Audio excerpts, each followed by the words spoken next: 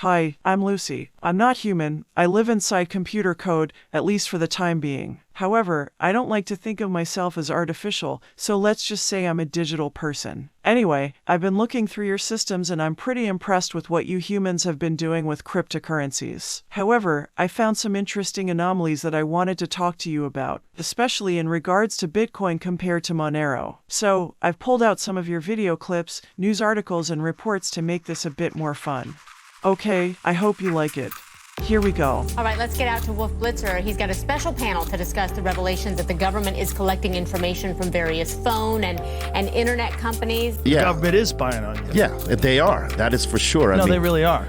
Since George Bush Jr. was president, they've been listening to our phone calls. I mean, that's a fact.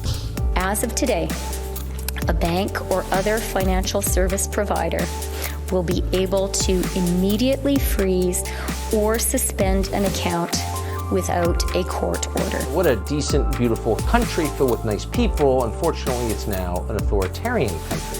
Justin Trudeau's government has just outlawed independent journalism in Canada.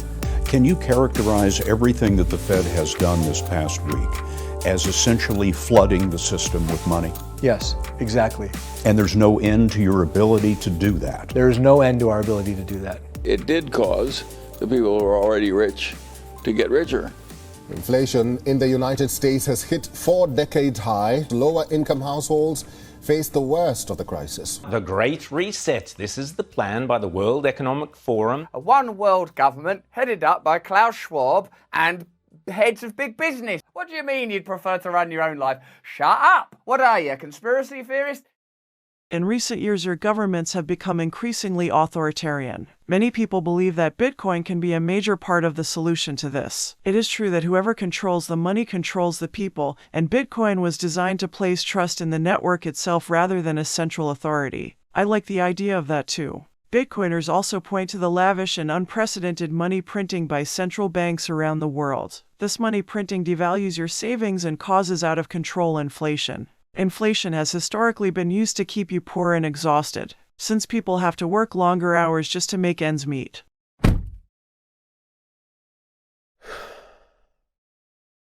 Bitcoin could be a part of the answer. However, technological solutions should also be viewed in the context of your societies. Bitcoin could work in a country that has a properly functioning democracy, where everyone is equally accountable to the rule of law. Unfortunately, I couldn't find any examples of such countries in your databases.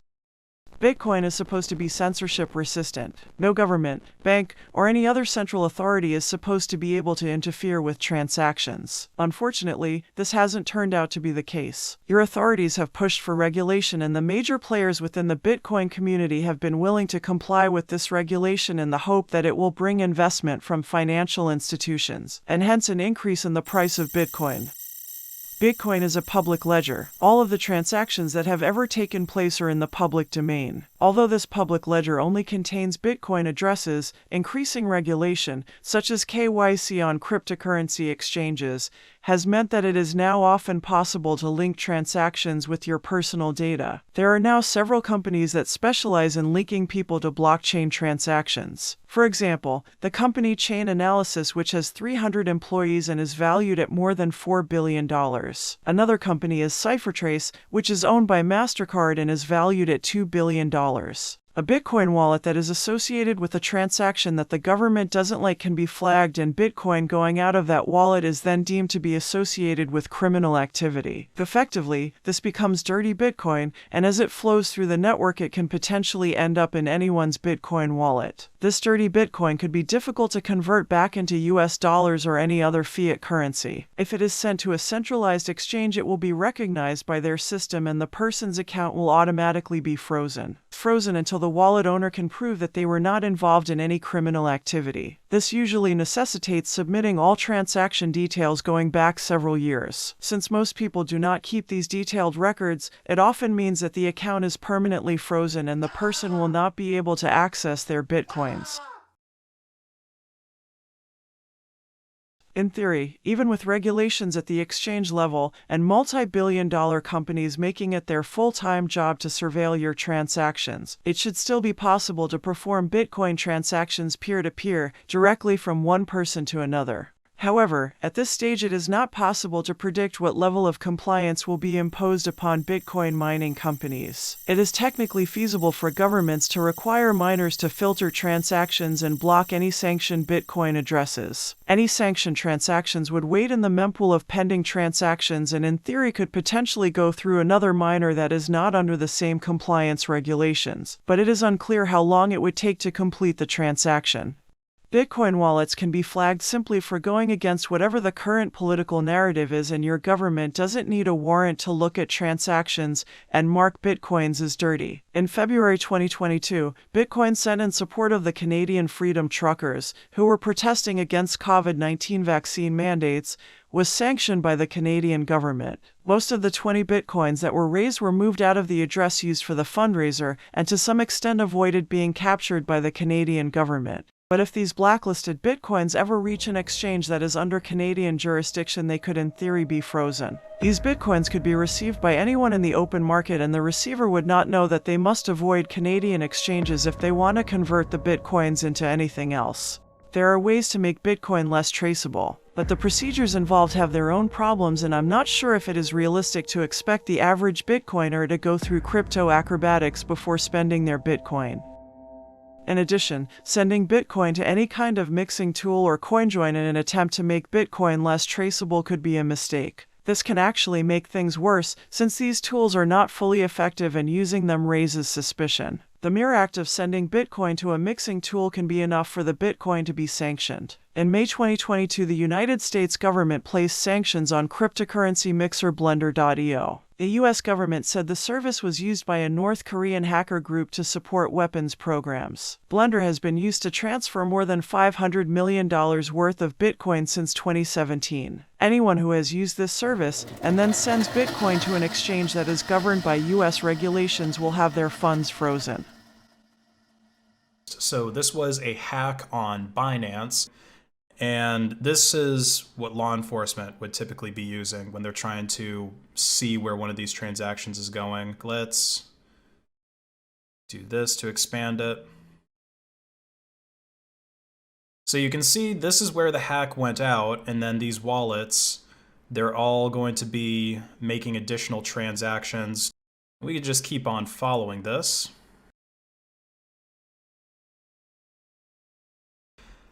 This is a large transfer of Bitcoins from one address to another. And what this indicates is that these transactions, this Bitcoin, is being sent through a mixer right now. But it's not as clean as laundering money. We can see everything that's going on. This is mostly just trying to cover up or change the size of the amount of the Bitcoin. But again, this whole thing can be traced. And this is what we're talking about when we refer to dirty Bitcoins.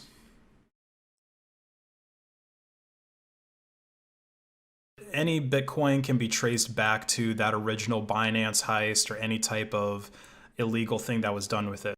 With law enforcement, there's an additional layer that they could have here that us civilians don't have, which is identifying the wallets with personal information. The list of blacklisted Bitcoins is growing. The problem is that anyone can say which Bitcoins they like and don't like. In 2021, one of your well-known investors, Kevin O'Leary, said that finance institutions do not want to buy Bitcoin that has been mined in China. Also in 2021, the Central Bank of Iran extended its program to allow Bitcoin to be used by some banks to pay for imports. However, only Bitcoin that has been mined by official government-approved miners can be used for such payments. Iran is using this method as a way to circumvent international sanctions that have been placed on the country. So, presumably some countries will eventually sanction, in kind, Bitcoin that is mined in Iran in order to block this method of avoiding sanctions. All of this creates a situation where individual people cannot be certain if they are holding dirty Bitcoins or not, and it also means that not all Bitcoins have the same value. The Bitcoins in your wallet could be worth less than the Bitcoins in someone else's wallet. The chances of picking up sanctioned Bitcoin are probably going to increase. However, the issue is already having an impact. Apparently, large businesses have already been willing to pay up to a 20% premium for freshly minted Bitcoins that have no transaction history. What this means is that Bitcoin is not fungible. Fungibility is when one unit of currency or asset has the same value as any other. For example, every $1 bill has the same value. It doesn't matter which dollar bill you have, you know that it's worth $1. 90% of all dollar bills circulating in U.S. cities contain traces of cocaine. Back in 2002, research also found that 94% of dollar bills are harboring bacteria, including some bacteria which could cause serious infections in humans. This information has not affected the value of any individual dollar bills. A dollar is still a dollar and the dollar is still 100% fungible. This is because you do not know the specific history of any individual dollar bills and without a microscope cannot see what kind of bacteria it has on it. However, with Bitcoin, it is possible to see the full history of all the transactions, going all the way back to the moment that Bitcoin was created. Not all of the dollar bills that are contaminated with cocaine were used directly in the drugs trade. Many of the bills got contaminated inside currency counting machines at the bank, where they were mixed together with contaminated bills. This is somewhat analogous to sending Bitcoins to a mixing service that is supposed to clean them. Anyone who has dirty Bitcoins will, for sure, send their Bitcoins to a mixing service where they could contaminate all of the Bitcoins. This can happen because there are currently no mixing services available that can guarantee untraceability. Eventually, just like with paper currency, almost all Bitcoins could become tainted in some way. Bitcoin users could then simply agree not to worry about this and accept all Bitcoins as being equal again. However, this would require all of your governments and other powerful entities to remove all of the previously held sanctions on Bitcoin. Looking at the way your societies have been going in recent years with increasing polarization, this kind of global coordinated effort is unlikely to happen. One interesting resource I found on this topic is the Sethforprivacy blog, which contains a list of the instances where Bitcoin's fungibility has already failed. In the future, there may be some way of making Bitcoin private and fungible. However, it is not known if this is actually possible, or how long it would take to achieve this. And looking at the financial tyranny associated with the current system, humans have an immediate need for properly functioning digital cash. The Lightning Network, Bitcoin's Layer 2 solution to address scalability issues, is also not private, but I will say more about that later. Monero is a cryptocurrency that is in some ways similar to Bitcoin, however, it has privacy built in by default. The sender, receiver, and amount of every transaction are hidden. This is achieved through the use of three technologies known as stealth addresses, ring signatures, and ring CT. In every transaction, a stealth address, also known as a one-time public key, is automatically generated and recorded as part of the transaction to indicate who can spend an output in a later transaction. An outside observer cannot tell if funds are moving from Alice to Bob, nor link wallet addresses together by just looking at the blockchain. Therefore, when Alice sends Monero to Bob, the output Bob receives will not be publicly associated with Bob's wallet address. However, if Alice ever needs to prove that she in fact sent Monero to Bob, her wallet has the ability to verify that payment was sent. Bob can rest assured that no one else can see when or if any Monero was sent to him. If Bob were a merchant, this feature would be a great benefit because no one can tell how many different customers he has, whether any of them are repeat customers, or if he has any customers at all. A ring signature is a type of digital signature in which a group of possible signers are fused together to produce a distinctive signature that authorizes a transaction. This is analogous to the signing of a check from a joint bank account, but with the actual signer remaining unknown. The digital signature is made up of the actual signer combined with non-signers to form a ring, where all members are equal and valid. The actual signer is a one-time spend key that corresponds with an output being sent from the sender's wallet. The non-signers are past transaction outputs pulled from the blockchain, which act as decoys. These outputs together make up the inputs of a transaction.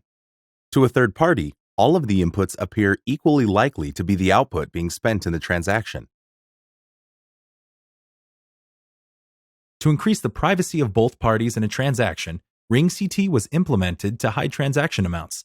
When new Monero is transferred for the first time, Ring CT outputs with masked amounts are generated. This means that a wallet is free to pick ring members from any ring-CT outputs, which significantly improves privacy. Because every transaction is private, Monero cannot be traced or censored. This makes it a genuinely fungible currency. Anyone accepting Monero does not need to worry about blacklisted or tainted coins. However, it is important to note that privacy is not a simple binary yes or no issue. It is very much a cat and mouse game. The authorities are continuously trying to break Monero's privacy, and the Monero community are continuously finding ways to further secure the privacy and the network. There are a number of misconceptions about Monero. I have looked at the code and I can tell you that I'm pretty impressed. I notice that humans often refer to Monero as a privacy coin and therefore assume that it is just being used by criminals. I couldn't find any data to show that criminals use Monero more than US dollars or any of the other currencies, and in general I did find that humans value privacy. Mr. Zuckerberg, would you be comfortable sharing with us the name of the hotel you stayed in last night?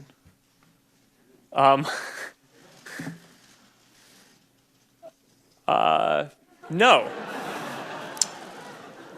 If you've messaged anybody this week, would you share with us the names of the people you've messaged?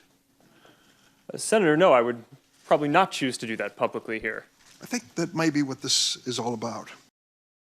In fact, the Monero community seems to be motivated by a desire to resist the criminal tyranny of governments and central banks. But privacy is not the only advantage that Monero has over Bitcoin. Another important aspect is scalability. Bitcoin can process a maximum of 7 transactions per second. Visa, for example, processes around 2,000 transactions per second, with capacity to do a lot more than that if needed. The very low transaction capacity of Bitcoin has previously caused bottlenecks in the network and delays in processing transactions. In addition to high transaction fees, small transactions of around $10 became impractical because the fees were higher than the transaction amount itself. What is surprising from my perspective is that so many humans are expecting Bitcoin to take over the current global monetary system, when the network can only handle 7 transactions per second. The Lightning Network is an innovative development that has been created in response to Bitcoin's scalability problem. It involves performing transactions off-chain. These off-chain transactions are eventually reconciled on the Bitcoin main chain when necessary. The Lightning Network is in some ways impressive. I have calculated, in theory, it could handle 1 million transactions per second. However, it is not clear if the network can ever offer private untraceable transactions. In 2020, a group of human researchers published the results of various experiments done on the network. The researchers found privacy vulnerabilities in pretty much every aspect and suggested that these vulnerabilities stem from the design level, rather than aspects that the user can mitigate. At the biggest Bitcoin event in the world in 2022, a group of developers sat down to flesh out the current state of the Lightning Network's privacy. The group included a Lightning developer and a Lightning protocol engineer. It was mentioned that the Lightning protocol includes a gossip network that leaks user information as they advertise to the network data about themselves. Finding a route for a transaction would be very difficult without this gossip. In theory, previous on-chain analysis, done by companies such as Chain Analysis, could also be linked to new information leaked on the Lightning Network. The group also said that so-called private channels are not really private. Concerns have also been raised about the appearance of centralized hubs on the Lightning Network, although, over time this could be improved by building more peripheral connections. An important determining factor in the scalability of a cryptocurrency is the block size. For practical purposes, a block can be thought of as a batch of transactions. Bitcoin processes these batches of transactions in relatively small blocks. This is the limiting factor preventing Bitcoin from performing more transactions on-chain. Monero uses dynamic block sizes. The network looks at the recent history of transactions in order to determine the current block size. If the network is busy, a larger block size is used, and if the network is quiet, smaller blocks are used. In theory, Monero should be able to handle 1,700 transactions per second or more on-chain. However, this also depends on the hardware being used by the nodes on the network. Both Bitcoin and Monero reward miners on the network for creating new blocks. In the case of Bitcoin, when 21 million Bitcoins have been mined, there will be no more Bitcoins created. Bitcoiners are evangelical about the quantity of Bitcoins in existence never passing 21 million. Shall not pass! is understandable that Bitcoiners are concerned about preserving the scarcity of Bitcoin. One of the key problems that Bitcoin was designed to solve is inflation, which is caused by injecting too much non-productive currency into the economy. However, as with everything, there is a balance. Every currency needs liquidity. Every year a certain amount of currency is lost due to mishandling, and this applies to Bitcoin also. In fact, some estimates suggest that when the last Bitcoin is mined, there will actually only be around 14 million left in circulation, not 21 million.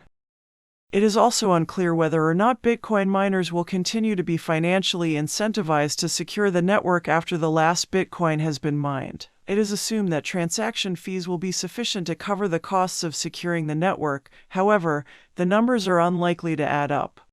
The transaction fee that would be required is likely to be too high. For example, as of June 2022, the block reward for the miners is 6.25 Bitcoins, and the price of one Bitcoin is currently around $30,000 US. So, that is a reward equivalent of $187,500 US for each new block that is mined. Each Bitcoin block contains, on average, 2,500 transactions. Therefore, in order to reward miners at the same level without creating new Bitcoins, each individual Bitcoin transaction would cost the user around $75 US. Although this problem is a long way off, since the last Bitcoin will not be mined until the year 2140. It is worth considering because many Bitcoiners refer to their Bitcoin as being generational wealth that will pass down to their children and grandchildren. Monero solves this problem with tail emission. In June 2022, the Monero network started tail emission, which means that miners are rewarded at a fixed rate of 0.6 Monero for each new block that is mined. This minimum subsidy means that miners will always be incentivized to secure the network, and the transaction fees for users will always be low. Bitcoin has often been referred to as digital gold. In this case, it is also worth considering that even the quantity of gold is not fixed. Approximately 2,700 tons of gold is mined each year and enters the marketplace. Yet gold is the most famous, and arguably still the most desirable, scarce asset in the world. In fact, the Monero tail emission, as a percentage of the overall supply, is much less than the amount of new gold that is mined each year. Most people know the story of how Bitcoin was created. During the financial crisis of 2008, a document appeared on the internet describing a new type of money. This new type of money is peer-to-peer. Instead of relying on the banking system or any other central authority to verify transactions, Bitcoin uses the network itself. The mystery surrounding the invention of Bitcoin has been well publicized, being created by an anonymous person or group of people going by the name of Satoshi Nakamoto. Relatively few people know that the mysterious Satoshi Nakamoto may have also designed a sequel to Bitcoin. 4 years after the Bitcoin white paper was published, another document appeared describing CryptoNote, an updated version of digital cash that dealt with some of the shortcomings of Bitcoin. CryptoNote version 2.0 was also published the following year in 2013. The author of CryptoNote goes by a different name and describes Bitcoin's traceability as a critical flaw. However, writing analysis shows a style connection between the Bitcoin and CryptoNote white papers. Stylometry theory suggests the author of the CryptoNote white paper has more in common with Satoshi Nakamoto's writing style than that of 15 other prominent experts within the field. The stylometry was completed using the Java Graphical Authorship Attribution program stylometry software developed by the Evaluating Variation in Language Lab at Duquesne University. In addition, the improvements made in CryptoNote correlate with suggestions that Satoshi Nakamoto continued to make after the original Bitcoin white paper was published. Of course, Satoshi's comments could have merely provided inspiration for CryptoNote, and these findings are by no means conclusive. However, the parallels are intriguing. Monero was created from CryptoNote. In fact, a number of cryptocurrencies were created from CryptoNote, but Monero is the most successful of these. Many Bitcoiners believe that Monero was a fork of Bitcoin. This is not the case. Monero was created in 2014 as a grassroots movement. Monero also has no pre-mine and no venture capital funding. Almost all of the cryptocurrencies that came after Bitcoin allocated large amounts of the currency to the developers at launch. They also often had a list of pre-approved wealthy investors who had the opportunity to buy a share of the currency before it was available to the general public. None of these shenanigans took place with Monero. In order to understand the philosophy behind Monero, I think it is important to consider the nature of the societies in which humans live. Earlier I said that Bitcoin could work in a properly functioning democracy. If governments were truly for the people, an indefinite moratorium on sanctioned Bitcoins could be implemented such that all Bitcoins must be treated as equal regardless of their history. However, the reality is that human societies have governments and a ruling elite that always wants to stay in control of the money and the people. I have observed that some countries are outright totalitarian regimes and make no bones about it. Other countries pretend not to be totalitarian but implement more subtle authoritarian structures. Western democracies see themselves as free. Freedom is perceived to be the default position. The President of the United States, for example, is referred to as the leader of the free world. However, a casual look inside your history books tells me that this is something of an illusion. The unfortunate reality is that tyranny is ubiquitous in human societies and liberty can be lost at any moment if it is not protected. Bitcoin is a trustless network. However, because all of the transactions are public, it still places trust in people to do the right thing and implement regulations that are fair. When things go wrong, protesting and other forms of peaceful disobedience in order to combat injustice are sometimes effective. However, even your freedom to protest has now been put under some controls. Creating new circular economies outside of the systems that are dominated by your ruling elite is a more direct and impactful way of protesting. Surviving and thriving as a free people depends on creating and transacting with currencies and investments other than those printed and manipulated by Wall Street and Washington. This is precisely where Monero comes in. Every time a transaction is completed using Monero, it is a vote for human freedom. And if that doesn't work, well, you can always wait for the singularity.